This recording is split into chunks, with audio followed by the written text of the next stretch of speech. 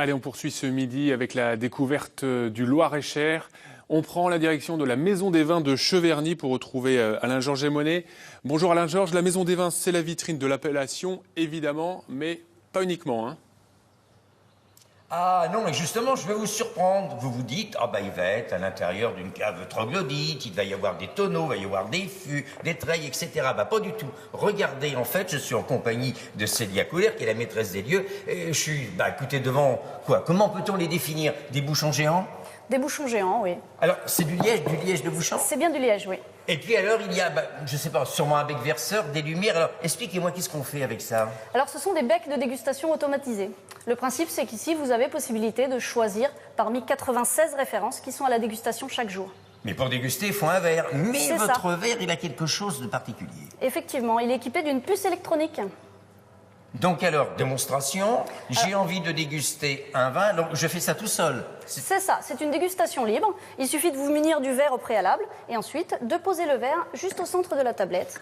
Et là, le tout vin, naturellement, le vin, une certaine quantité, je suppose. c'est ça, il va couler 3 centilitres à température idéale de dégustation puisque chaque bouchon est réfrigéré. Et puis il y a on pourrait appeler ça une fiche technique, juste au-dessus. C'est ça, une fiche technique qui va décrire les différents critères. Vous avez le type d'assemblage, le type d'élevage, si c'est élevé en cuve, en fût, le type de culture, si c'est conventionnel, si c'est biologique. Voilà, vous avez tout un tas d'informations qui vont vous permettre de vous orienter dans la dégustation. Alors il y a bien sûr un certain nombre de vins, j'ai un verre, mais je ne peux pas boire jusqu'à satiété. Non, pas du tout. On va limiter à 7 vins, ce qui va représenter au total 21 centilitres, ce qui permet du coup de reprendre la route derrière puisque c'est un verre de vin. Et si je veux déguster un peu moins? Alors on va également avoir la formule où vous pourrez déguster 3 vins seulement. Si vous me dites formule, ça veut dire qu'il y a un coût. C'est ça, il y a un coût. En fait, vous avez plusieurs types de dégustation ici. Vous avez soit les vins du jour, ce sont 4 vins, 4 viticulteurs différents. Et là, c'est une dégustation gratuite et traditionnelle.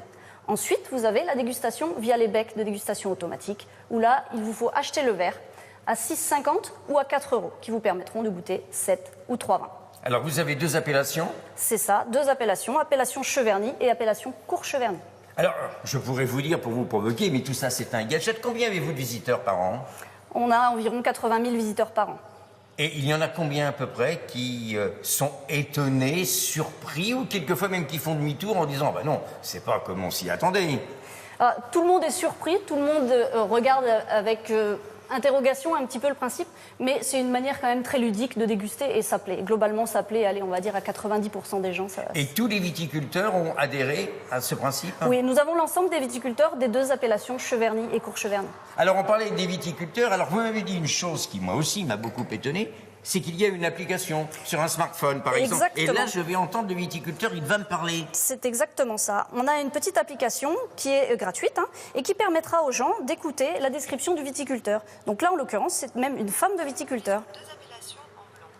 Regardez, n'est-ce pas merveilleux? Et puis alors ça, c'est le 22e siècle. Tout de suite, dans notre siècle, au mois de septembre, qu'est-ce qui se passe? Alors, qu'est-ce qui se passe au mois de septembre? Nous avons la fête des vendanges. La Quelle fête date? des vendanges, le 10 septembre. Eh bien voilà, il ne faut pas rater la fête des vendanges Benoît, le 10 septembre, à Cheverny. Voilà. Ah non, évidemment, c'est un incontournable. Merci beaucoup Alain-Georges Aymonnet. Merci à votre invité. On vous retrouvera ce soir, après la Maison des Vins, évidemment, au château de Cheverny. Merci Alain-Georges.